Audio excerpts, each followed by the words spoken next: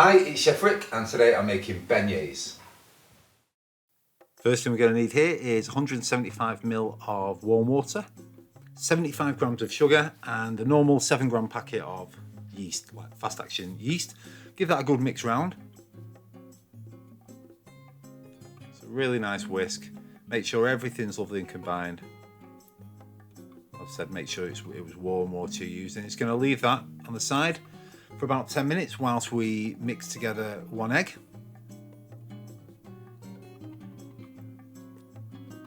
going to give that a good whisk round.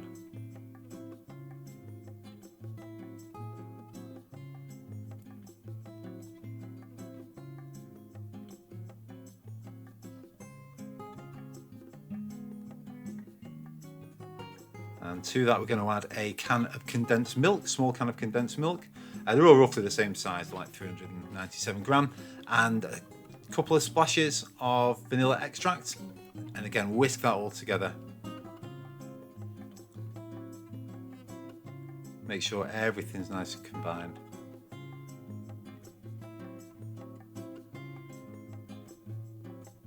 It just starts to change colour ever so slightly, but not too much.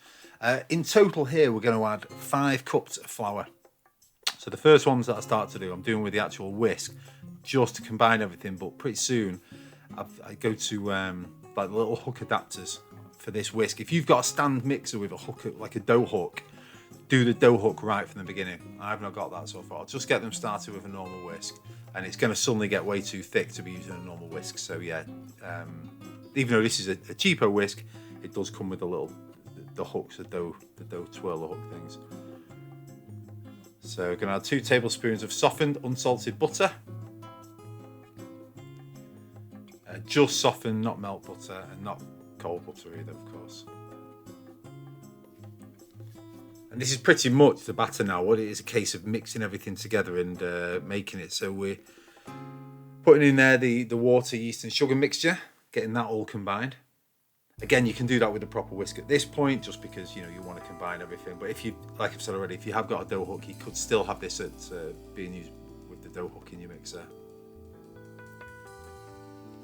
So yeah, we're going to start to add the cups of flour. Like I say, 5 in total. And it's just going to get thicker and thicker and thicker. This is obviously the dough that we're making for these beignets. Beignets, they're from New Orleans. They're a type of pastry. Like a puffy, thin donut. Unbelievable. Like one of the nicest things I've ever made, I'll be honest with you. And yeah, it's easy to make as well. And the batter lasts for a while. So, although to be fair, people will be always saying, "Oh, can you have some beignets? Can you make some beignets?" So the batter doesn't last that long, really. Whilst I'm mixing this as well, I've not asked for this in a video for a while, but if you like these videos and if you hit the like button, if you hit subscribe, if you become a subscriber, I do these videos. Start to do a bit more regularly now, but it's some really good ones on there. So I appreciate every single subscriber, honestly. You write a comment or anything, I'll always write back to them, and yeah, very, very much appreciate it if anybody chooses to do that. So thank you in advance if you do.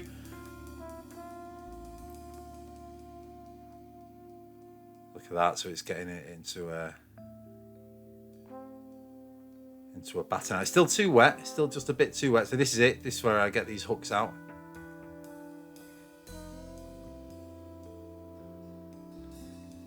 I find that these dough hooks, it just kind of, maybe it's psychological, I don't know if I'm even mixing it at all, but it seems to really get everything combined, and it stops them sticking together so much.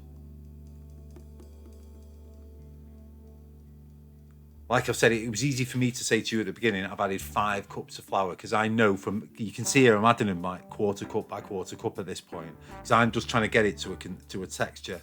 Now, if I'll show you how you'll see in a minute how you ultimately want this to get. And if that takes you 4 cups of flour, or if it takes you 6 cups of flour, don't be too worried about making sure it's exactly 5. You just want to get it to a texture like this. So with a floured hand, it's sticky. It's what they would call a sticky dough. So you can still kind of work it, but if you just put that onto any sort of surface, it is going to stick down there. So you need it to be a really nicely floured surface. Probably should have used like a glass mixing bowl as well here, but Again, you see, I can feel that's just too wet. It's coming off on my fingers, so I just want it to be a little firmer. I think that's the last of the flour that I add to it that brings us up to our 5 cups.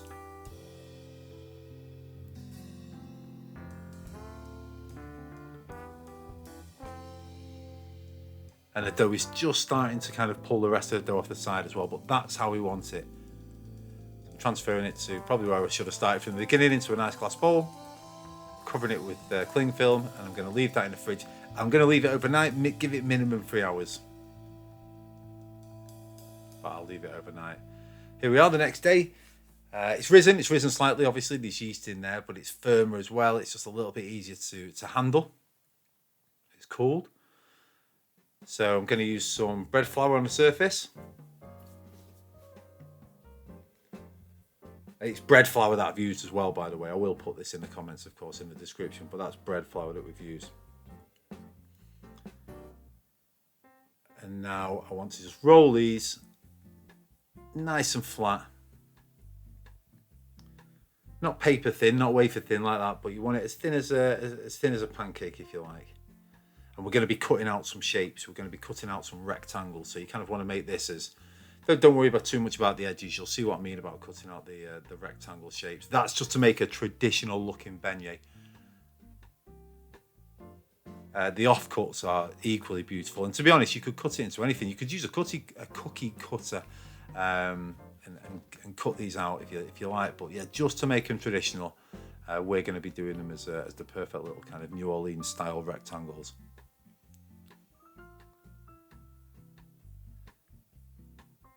So nice sharp knife. Doing this one-handed, obviously, just so I've got the camera in the way. But you just want to cut your rectangles out. We'll start with 4. You can see how much dough is still in that bowl as well, by the way.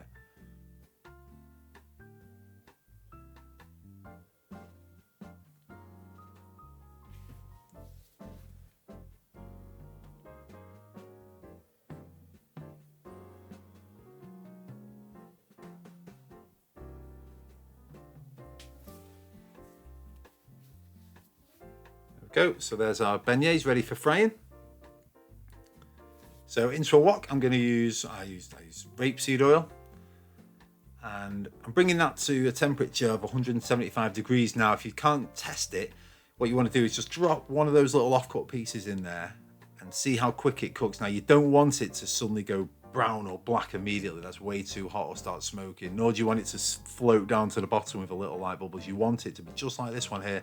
So just starting to puff up slightly, starting to catch a little bit of colour on it. And have it skim around the top like that, then you know you're at the right temperature. And here it is, time to fry.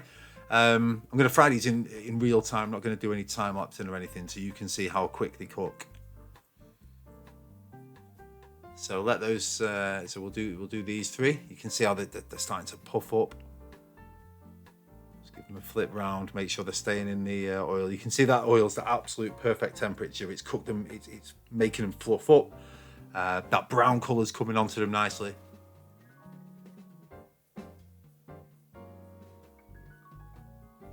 Yeah, you can see it's not too hot. It's not made them go too dark too quick.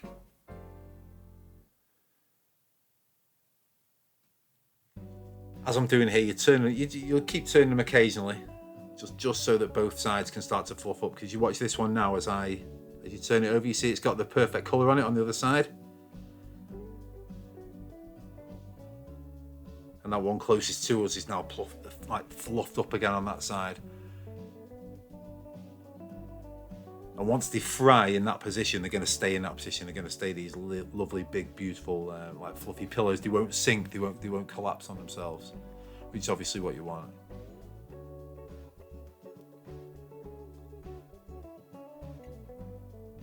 Again, now all I'm doing at this point, you can see like they're holding the shape, the colour's looking really nice. Any of the more pale bits, I just want to make sure that they're just in the oil, but they see I'm just making sure some of the pale bits are in the oil, but we don't want to overcook them. He's looking really, really good. Look at them, perfect. Take them out on some paper towel.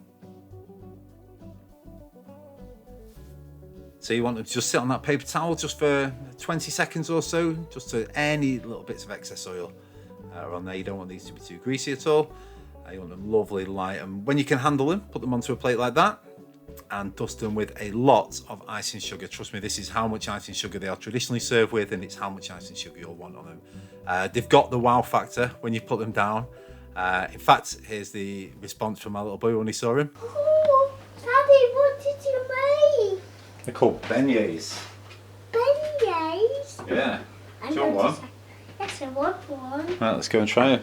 Let's go and try it in the lounge. And off we did. We went to the lounge and we tried them and we loved them, and we made more and we made more and we made more. They're absolutely amazing. They're one of the best things I've ever made, and I really hope you enjoyed the video. Thank you so much for watching, and I'll see you on the next one.